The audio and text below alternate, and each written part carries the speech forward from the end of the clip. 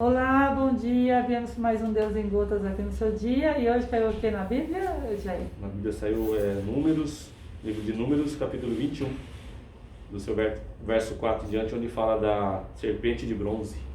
Sim, e aí, Cris? Livro dos Esboços Bíblicos, tema de hoje, Pastor dos Pastores. O Senhor é meu pastor, nada me faltará. Aí fala que o cuidado do bom pastor, a proteção e bondade do bom pastor, a identidade do bom pastor.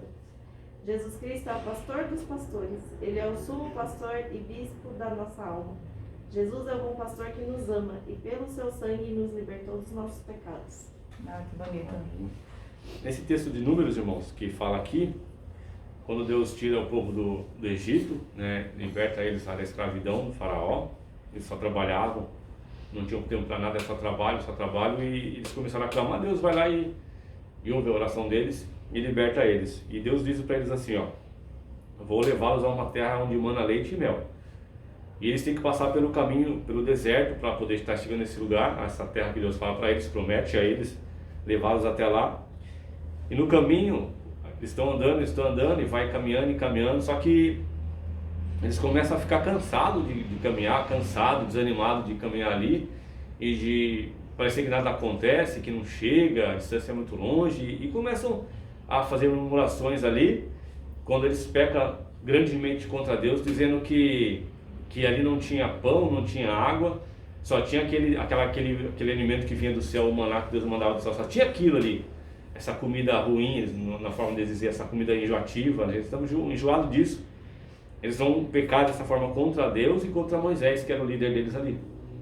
Então a Bíblia diz que Deus envia serpentes, faz surgir serpentes no chão ali, o qual vai consumindo todos eles, vai começando a picar ali, vai matando um ou outro, todos que eram mordidos pela serpente, eles morriam, e estava morrendo muita gente morrendo, então eles voltam a si e falam para Moisés, fala com Deus, ora para Deus aí, para ele livrar nós dessa serpente, a gente estamos arrependidos, nós pecamos contra Deus e pecamos contra o Senhor, né? Fala com Deus para ele tirar essa serpente, para parar, porque está matando todo mundo. Então Moisés vai orar a Deus, vai falar com Deus, e Deus vai orientar Moisés a fazer uma serpente de bronze, colocar sobre uma haste, sobre um poste, no alto assim, para todo aquele que fosse picado, olha só, que já fosse picado por essa serpente, olhasse ali para a haste, para aquela cobra, para aquela serpente de bronze, e fosse curado. Observe, irmãos, que o texto está dizendo que todos que fossem picados para a serpente e olhassem para aquela haste, para aquela serpente de bronze como Moisés tinha feito, que simbolizava a cura deles, eles eram curados e não morriam. Então eu entendo nesse texto que todos seriam picados, porque Deus, todo aquele que for picado e olhar para ela será purificado, será curado daquela morte ali. Ou seja, reconheceu a salvação, reconheceu a saída ali, reconheceu o seu erro e olhou para a salvação, olhou para a saída que Deus colocou a eles ali. Deus colocou uma saída. Somente se olhasse para aquela cobra, não era olhar para o deserto, nem olhar para Moisés, nem olhar para cima, é só para quem olhasse para aquilo ali, obedecer. Porque Deus, ele é assim nas nossas vidas, irmãos. Ele nos faz promessas, ele promete-nos coisas, promete nos levar, promete nos fazer tais coisas. Só que o nosso tempo é diferente do de Deus e muitas das vezes no caminho fazemos o mesmo que eles fizeram ali. E a gente vai começar a reclamar, nós não queremos, que está demorando muito, nós queremos que mude, que seja mais rápido, sei lá, nós queremos que seja diferente. Só que Deus tem um projeto, Ele tem uma preparação, uma capacitação para ver se nós somos dignos, se nós somos merecedores, se nós confiamos na sua palavra inicial, ali na palavra que Ele já deu, eu vou levá-los até lá. Ele não falou assim, eu vou levá-los por 50 anos. Ele disse, eu vou levá-los até lá. Ele não deu um prazo, ele não determinou o dia. Ele falou que vou levá-los.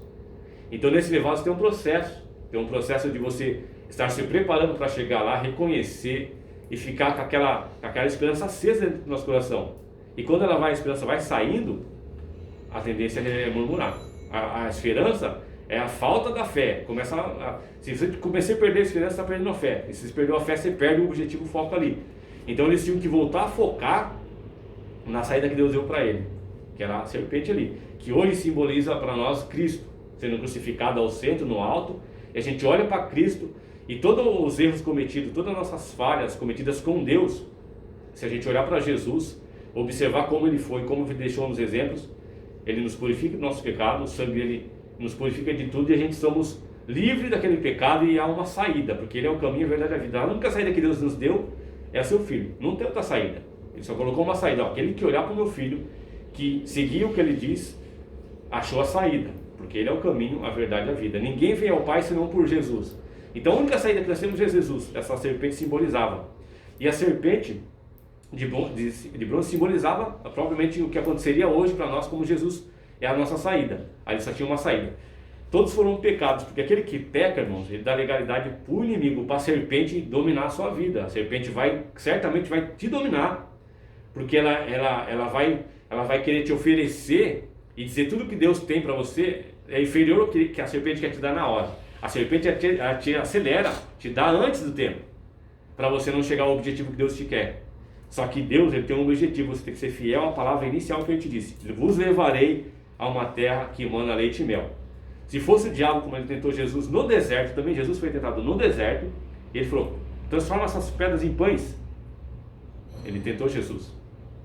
Da mesma forma, a serpente vai nos tentar, falando: não, volta para trás aí, porque está demorando a promessa acontecer. Deus não vai fazer o que ele falou, porque aí, 40 anos vocês estão andando aí, ó, cadê? Não acontece nada, volta para trás. Reclama com Deus aí, tá errado. E é isso que acontece na nossa vida. Se a gente não vigiar, a gente começa a reclamar da demora, porque para nós a gente acha que está demorando, mas para Deus está sendo preparado, está sendo caprichado ali o que a gente vamos receber, o que Deus tem preparado para você. Mas nós estamos no percurso, nós estamos no trajeto, não podemos murmurar, porque se a gente murmurar, o inimigo vai entrar, nós vamos errar contra Deus e aí nós vamos ter que se humilhar para que a gente volte até a vida eterna com Deus, a vida que Deus tem preparado para nós, a chegar à terra prometida, a terra de Canaã lá, onde mana leite e mel, e onde eles, não todos chegaram, mas uma quantidade de pessoas chegou lá. Muitos foram ficando pelo caminho por causa da murmuração e da falta de confiança na palavra de Deus. A palavra de Deus, a Bíblia diz que passará os céus e a terra, mas não passará as palavras do Senhor. Então quer dizer que se ele disse uma coisa, perpetuamente, eternamente, a palavra dele permanece em pé, valendo do mesmo jeito. Então a palavra dele não muda. Então aquele que confia na palavra, que crê na sua palavra, vai chegar até o final. Mas aquele que duvidar, que murmurar no caminho, certamente perece ali. É um recado que Deus nos dá, né? Para todos nós, vamos confiar na palavra de Deus e vamos seguir o caminho sem murmurações, sendo agradecidos. Não reclame que hoje está ruim, que o pão é aquele pão, talvez não sei como era o sabor, mas eles reclamavam que estavam enjoados daquilo e queriam coisas melhores. Mas Deus tinha coisa muito maior para eles esperando lá, só que eles reclamaram. E talvez a reclamação nos faz não chegar na bênção ou não ser digno de estar lá, para receber aquilo que Deus tem para nos ofertar, para nos dar. Amém? Amém.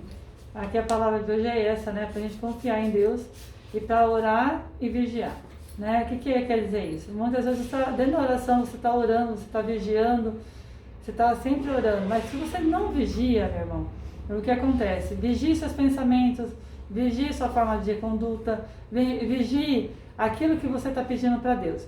Como nós estávamos conversando aqui, né? A Bíblia, né? Muitas vezes a pessoa vem aqui e quer toda hora perguntar as coisas para Deus. Toda hora, isso aqui não é oráculo, né? Isso aqui não é um adivinho, isso aqui não é uma pessoa que está aqui toda hora para te esclarecer coisas mínimas, né? São coisas importantes da vida. Se Deus te responder uma vez, a gente estava conversando, é aquilo que a palavra é aquela, se é sim, é sim, se é não.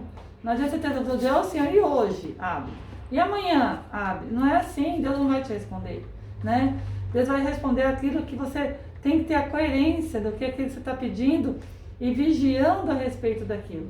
Porque muitas vezes você está atraindo as coisas erradas, você está querendo a tua vontade e não a vontade de Deus. Então todo dia você vem abrir a Bíblia, perguntar para a Bíblia todo dia porque você tem uma vontade. E não é assim, né? Se Deus falou para você sobre esse assunto, um sim ou um não, vai ser sim ou vai ser não. Mas você vem todo dia tentando ver se mudou. Não mudou.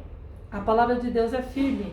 Então siga os 10 mandamentos, que é mais importante dos nossos pecados, é você não roubar, não matar, não mentir, não fazer falsos testemunhos, né? Você também não praticar o adultério. Então esses são os pecados maiores. Muitas vezes você não enxerga os pecados do dia a dia, os corriqueiros. Mas os maiores, você é castigado bravamente, porque todos nós conhecemos o que é o pecado, certo? Então, assim, muitas vezes você está em dúvida sobre um assunto, você tem que ter paciência para com a resposta de Deus na sua vida. Nunca ficar reclamando ou cobrando de Deus ou duvidando das promessas que Ele fez na sua vida, né? Porque aí está sendo testado, que nem nessa passagem do deserto, como o Jair falou, e esses dias que eles ficaram caminhando no deserto, acontecendo vários milagres, mesmo assim o povo duvidou, o povo reclamou, né? Então vamos parar de reclamar, vamos agradecer, porque a reclamação é muito fácil. Agradecimento, reconhecimento é mais difícil. Quantas vezes nas lojas, vocês vão nas lojas e começam a reclamar para o patrão de um funcionário, mas quando ele te atende mega bem, você nunca vai lá elogiar, né? Então vamos praticar o contrário, vamos praticar o elogio, a crença, a verdade, as coisas que vão construir, e não nada que vai destruir o próximo ou a você mesmo, né? Na reclamação. Como diz ali, nos esboços bíblicos, o Senhor é meu pastor e nada vai me faltar. Quando você segue a doutrina de Deus, de Cristo, nada vai lhe faltar, absolutamente nada, desde que tua conduta, atitude esteja perante Ele com bons olhos, com o seu coração puro. Ele vai reconhecer o quê? A sua intenção no coração, mesmo que a tua atitude foi errada numa decisão, você tomou uma atitude errada, mas se teu coração foi com boa vontade naquilo, que foi com sinceridade, tentando seguir as leis de Deus, mas você errou, Deus conhece teu coração, Deus sonda o coração de cada um. O problema é aquele que faz a má intenção, né? Ele vai fazer algo na má intenção, para sempre beneficiar somente ele, né? Então aí as coisas da vida dele não vai acontecer mesmo. Aí ele reclama que Deus não faz aquilo que ele prometeu. Mas você está agindo as coisas com má fé, você está agindo com má intenção, você está ludibriando o seu irmão, você está enganando, você está agindo de uma forma errada. Então na vida da gente, nós temos que seguir sempre os conselhos divinos. Se você errou, peça perdão, mas aguarde, né, o resultado que Deus vai fazer na sua vida, porque Ele é justo, é maravilhoso. O Senhor é nosso pastor, gente. É o pastor, é o sumo sacerdote dos pastores. Não existe um pastor maior que Deus. Deus é maravilhoso, Deus é forte, Deus é justo. Jesus vem por Ele, intercedeu por todos nós, né? Nós só vamos ao Pai pelo Filho. Então vamos adorar nosso Pai Jesus, nosso Pai maior, que traz para nós todo o ensinamento todos os dias, né? E vamos agir de coração, com boa fé, não com má fé. Na verdade, sempre com muita paciência, sabendo que amanhã Deus proverá e vai trazer um futuro maravilhoso para cada um de nós. Amém? Amém. A palavra de hoje foi essa. Que vocês tenham um dia mega abençoado. Que a paz do Senhor Jesus Cristo seja com todos vocês. Um dia lindo e abençoado a todos. Amém. Até amanhã.